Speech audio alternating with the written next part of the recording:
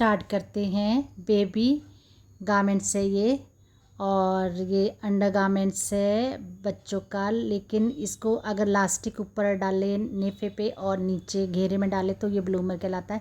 लेकिन हम इसे डोरी वाला बनाएंगे कि डोरी के लिए कैसे बनता है, गुमसलाइयाँ कैसे लगती है। तो इसका जो मेज़रमेंट है, नाप है, हिप है 18 और लेंथ है 10 इंच। तो 2 नाप की ज़रूरत होती है इसमें। तो ये मैंने नाप ले लिया है। अब हम जो स्केल है ना वो लेंगे हम 1/4। ये 1/4 है, ये छोटे गारमेंट्स के लिए यूज होता है। 1/6 जो है बड़े गारमेंट्स के लिए यूज होता है। तो हम छोटे गारमेंट्स 1/4 से बनाएंगे। 10 इंच लेंथ लेंगे। ये हमने 10 इंच लेंथ ली है। लेंथ है हमारी 10 इंच एंड फोल्ड, मुड़ा हुआ हिस्सा है ये। अब इसकी जो चौड़ाई लेंगे, जितनी भी जिसकी भी हिप का जो भी मेज़रमेंट होगा, आपका 32 भी हो सकता, 30 भी हो सकता। ये 18 है तो 18 को हम 3 से भाग करेंगे तो आया 6 में 1 जोड़ा 7, तो 1 इंच हम लूजिंग के लिए लेंगे 7। तो 7 इंच का लाइन खींचेंगे। यहाँ पे भी ये चौड़ाई कहलाती है हमारी, जो 7 इंच है। अब इसको हम आपस में मिला देंगे। ये मिला देना है। अब हमें सबसे ऊपर आधा इंच लेना, जो आधा इंच है ना, ये आधा इंच से कम नहीं होना चाहिए, 2 से ज़्यादा नहीं होना चाहिए। ये हमने 1.5 इंच लिया है, ये 1.5 से कम नहीं होना चाहिए, 3 से ज़्यादा नहीं होना चाहिए। ये 1 से कम नहीं होना चाहिए, 2.5 से ज़्यादा नहीं होना चाहिए। तो ये लिया मैंने 1.5 इंच, ये लिया 1 इंच और ये लिया आधा इंच। छोटे बच्चों के लिए इसी तरह से लेना, कितने भी छोटे बच्चे हो। अब इसको मिला देना, इस पॉइंट को इस पॉइंट में, इस पॉइंट को इस पॉइंट में मिला देना होता है। अब लेना है म्यानी। म्यानी की जो लेंथ होती है वो भी हिप के अकॉर्डिंग होती है, जो मेज़रमेंट होता है हिप का। जैसे इसका मेज़रमेंट हिप का 18 है तो 18 का छठा हिस्सा लेना है, तो 3 आया। तो हम यहाँ पे 3 लाइन खींचेंगे, 3 इंच की ये लाइन खींची है। अब इसकी जो चौड़ाई है ना, उसका भी फॉर्मूला है, हिप का 12वां हिस्सा माइनस आधा। जो हिप का 12वां हिस्सा माइनस आधा ना, ये मिनिमम और मैक्सिमम भी है। ये 1.5 यानी कि 3 से कम नहीं होना चाहिए, 5 से ज़्यादा नहीं होना चाहिए।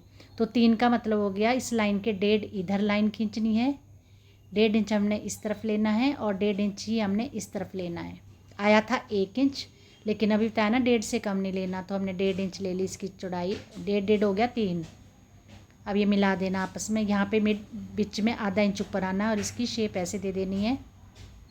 तो बीच की लाइन हिप का छठा था 3 इंच, और ये जो चौड़ाई है ना हमने ये 1 इंच ली है वैसे, पर लेकिन इसमें 1.5 इंच ले लिए। 1 इंच आया था फॉर्मूले के हिसाब से, लेकिन 1.5 से कम नहीं लेना, अभी बताया था ना। अब हमें इसमें कितना कपड़ा लगता है हमें भी पता होना चाहिए, कि जो हम सिल रहे हैं उसमें कपड़ा कितना लगेगा, उसकी भी हमें नॉलेज होनी चाहिए, ज्ञान होना चाहिए। तो एस्टिमेशन ऑफ क्लोथ है 1 लंबाई ब्लूमर जमा 1 नेफा जमा 1 टर्निंग गुना 2 is equal to result into 5/2।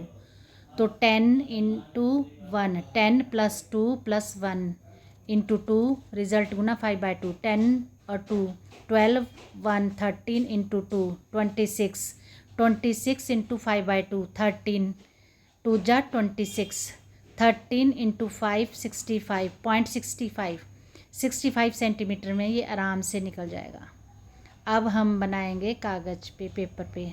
तो पेपर पे भी सेम फार्मूला यूज़ होगा, हिप का तीसरा हिस्सा जमा 1 और जमा 1 मार्जिन लेना। 7 आया था ना हमारा जब हमने चौड़ाई ली थी, तो 1 और जोड़ना है लूजिंग के लिए, तो 8 हो गया मार्जिन के लिए।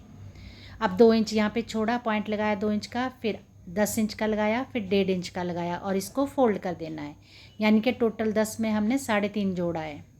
ठीक है, तो इसको फोल्ड कर देना है यहाँ से ऐसे। अब 2 हिस्से फोल्ड हमारी तरफ है, खुला उस तरफ है, जिस तरफ खुला है यहाँ पे पॉइंट लगाना 7 इंच का। अब हमने 8 का नहीं लगाना, 8 सिर्फ फोल्ड के लिए लगाना है। अब 7 इंच का निशान लगाया, यहाँ पे 2 इंच नीचे आना नेफे के लिए।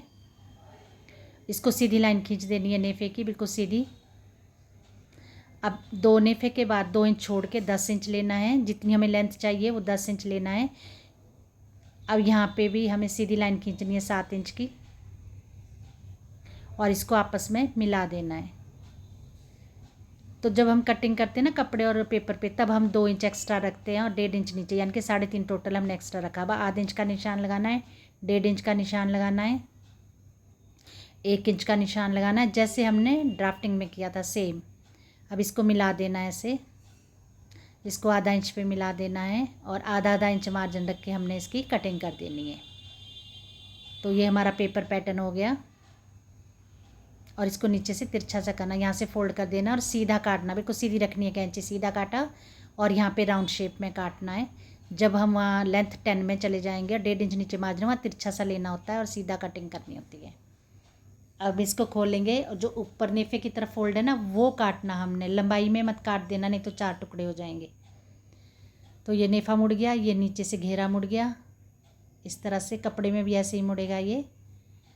अगर आपको ये वीडियो पसंद आए तो लाइक करें, शेयर करें, सब्सक्राइब करें और कमेंट बॉक्स बताएं कि वीडियो कैसे लगी। और इसका ये फर्स्ट पार्ट है, सेकंड